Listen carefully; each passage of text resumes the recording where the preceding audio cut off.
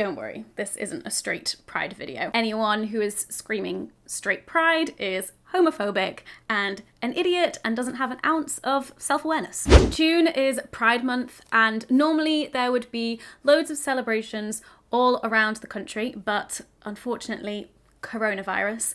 And whilst that means that you may not be able to go out and march, protest, celebrate, party, however you normally celebrate Pride, Pride is not cancelled. Whilst it's a great time to celebrate the LGBTQ+ community, it's also a great time to remind ourselves of the history of Pride. Pride was a protest. It started as LGBTQ+ people fighting for their basic human rights, and we must acknowledge that one of the major tipping points in queer history was the Stonewall riots, which was started by queer and trans women of colour. Stormy DeLavery, Sylvia Rivera, and Marsha P. Johnson were key players in the Stonewall riots. Now, I'm straight, so I can't speak on LGBTQ+ issues from personal experience, but you know what I can talk about? Heterosexuality. So there's that. So yes, we are going to talk about heterosexuality in this video, which may seem counterintuitive for a Pride Month video, but we're going to talk about the systemic issues behind why protests and riots and pride necessary in the first place. So I've been familiar with heteronormativity for a while now, but only recently I came across the concept of compulsory heterosexuality. So we're going to talk about what that is, why that is, and the impact of it. Before we begin, if you haven't subscribed already, please do. I'm Hannah and I make content about sex and relationships on this channel every week. So the term compulsory So the term compulsory heterosexuality was coined by Adrienne Rich in her 1980 essay, Compulsory Heterosexuality and Lesbian Existence. Now, moving forwards, I'm just going to say comphet, because I can't for the life of me say compulsory heterosexuality. My mouth can no longer say it. Comphet. So now you know what I'm talking about. Great. So in her essay, Rich argues that heterosexuality, especially in women, is not natural. Heterosexuality is in fact a violent political institution imposed on society and its people. Comphet removes the capacity of choice and self-expression and puts women in a subordinate role to men. Now you might be thinking, comphet is bad, but it can't be that bad, surely. So let's unpack some shit. Quick disclaimer before we continue. When I'm talking about comphet, I'm mostly referring to romantic and sexual orientation, but this goes much deeper. And I'm basically just going to read what I wrote in my notes as a disclaimer. So this is the norm that comphet assumes and enforces, which we'll get onto later. Romantic and sexual relationships must happen between two people, no more, no less, and those two people must be a cis straight man and a cis straight woman. They must only have penis in vagina sex, and only with each other, an average of 3 times per week. They must only fantasize about penis in vagina sex with each other. No masturbation, no porn, no cross-dressing. Oh, and be married, of course. Even if you only diverge from one thing on the long list of normative ideal sexual behaviors and desires, you are deviant. So that's my definition of normative behaviors. It really is a very strict box and can make all of us feel wrong. But let's continue, because aren't we having a great time? So comphet is the assumption that heterosexuality is the default sexual orientation. Everyone can adopt heterosexuality despite their actual preferences, and heterosexuality is assumed until proven otherwise. Comphet is responsible for the forced participation in the coming out process. Heck, it's responsible for the existence of the coming out process. So this all sounds pretty similar to heteronormativity, right?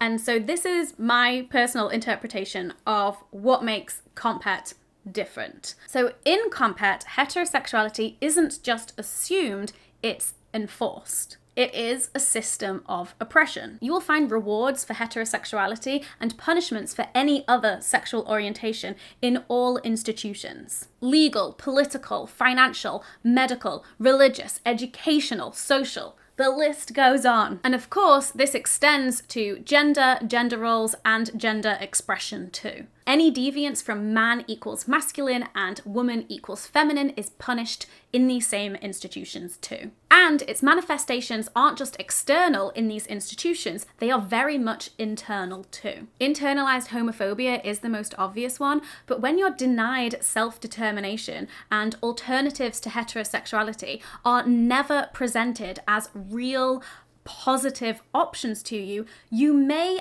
actually believe that you are straight, even if you aren't. It means that people even assume their own sexual orientation. It prevents people from ever truly considering their sexual orientation, giving it a second thought, exploring behaviors outside of the heteronormative experience, or if you do, feeling guilt and shame about that. Now, shame is powerful. Pride isn't just synonymous with gay party.